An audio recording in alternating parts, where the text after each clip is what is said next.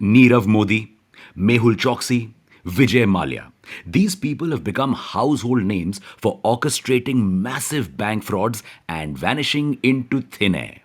And now a few more names have been added to this list. Rishi Kamlesh Agarwal, Santhanam Muthuswamy, Ashwini Kumar, Sushil Kumar Agarwal, and Ravi Vimal Nivetia.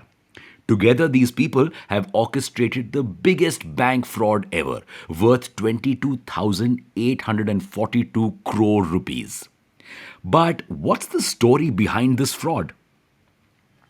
Welcome back to Revolution Read On, a daily podcast where we break down one story from the world of business and finance. Here's your story for today.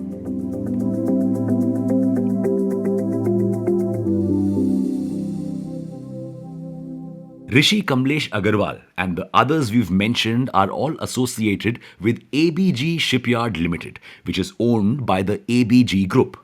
And it's not some random company. It was one of India's leading private shipping builders with multiple national as well as international contracts. In fact, its performance was so good that 28 banks, including SBI, were ready to give loans to the company. But from 2011 onwards, a slowdown in the global economy, thanks to the after effects of the Great Recession, put the company in a bad position. The demand for ships was going down as international trade decreased. Things went from bad to worse when the company also failed to get any national defense contracts in 2015. Ultimately, it decided to undergo corporate debt restructuring in 2014 as it could not pay off its loans in time. This means that the company convinced its debtors to take loans at a later date but with a higher interest. Sadly, this strategy also didn't work out.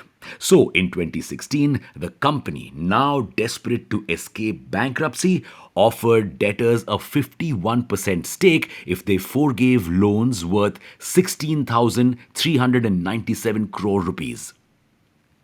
But no one was interested in the failing shipping business.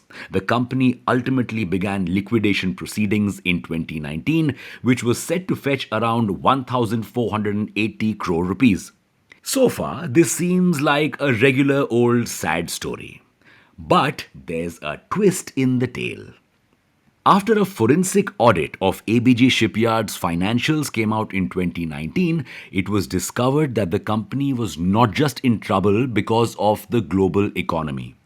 Its promoters and managing directors had been running a massive fraud scheme. The loans that they took from the bank to scale the business actually lined their own pockets. This money was used to give loans to related parties, to buy properties, and whatnot. Basically, they were using public money for their private gains, just like many other billionaire fraudsters before them. As soon as this news came out, SBI filed a complaint against the company for not making loan payments worth 22,842 crore rupees to it and 27 other banks. But it has taken the CBI over 2 years to investigate and act on the complaint. It has finally booked Rishi Kamlesh Agarwal and the others for their fraud scheme. 2 years is a long time.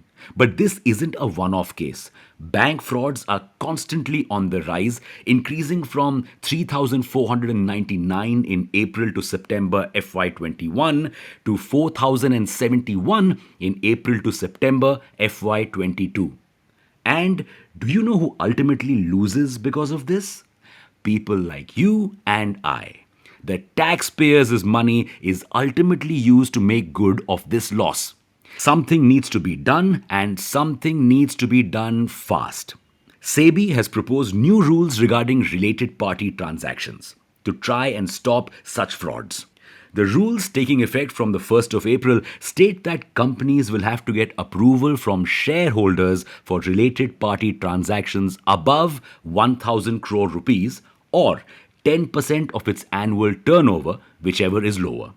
This rule could help reduce the amount of money that these fraudsters can siphon from the main company, or at least slow them down.